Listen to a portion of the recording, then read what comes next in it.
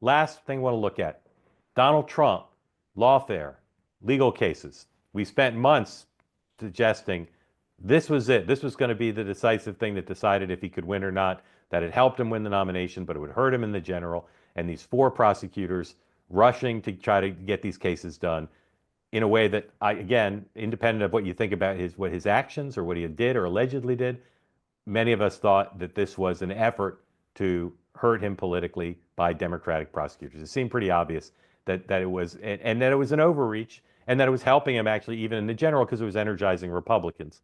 And he was scoring political victories in the context of these legal decisions that pushed all the cases back. I said from the beginning, I'll pat myself on the back here, that the wheels of justice grind very slowly. They grind even more slowly when someone spends millions of dollars on lawyers to delay things. And these cases were all complicated, and particularly the gray mail case in Florida. So today, Donald Trump did an interview, a podcast interview with Bongino, and it came shortly before we got hundreds of pages of almost entirely redacted material from Jack Smith. There was a big fight. Trump's lawyers said Jack Smith shouldn't be allowed to introduce this new evidence in public forum. The Judge Chutkan, made an interesting decision. She said, if we delay releasing it, that's just as much election interference as putting it out, so we should put it out.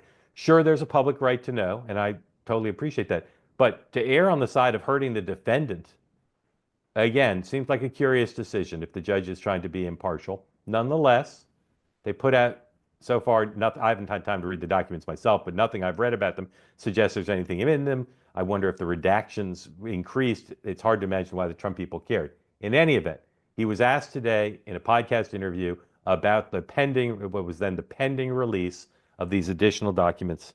Here's what he said. Number 6, please.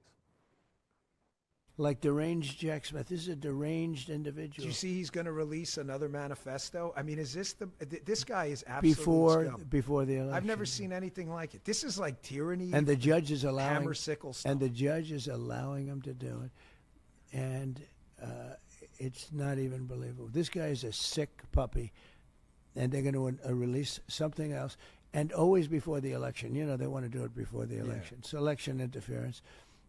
No, it's a terrible thing, what's happening. And the judges, this judge is the most evil person. I never see anything like it. She was, Chutkan. They all said, well, make sure you don't get Chutkan. And who did I get? I got Chutkan. I got Chutkan. It's all right. She's a real prize. It's all right. All right. So, Noah, if you could bring in our 4 guests. Well, I sum this up here as I see it. Harris with Peter Alexander, to me, not to my ear and eye, not great. Okay. Donald Trump there, not great. To my ear and eye, he's talking about just putting back in the news all of this stuff. I always say, though, if you're not in a Green Bay diner, you can't really say if this is having any impact on voters. But it shows that both these candidates are putting themselves in situations, subjecting themselves to questioning and giving answers that are not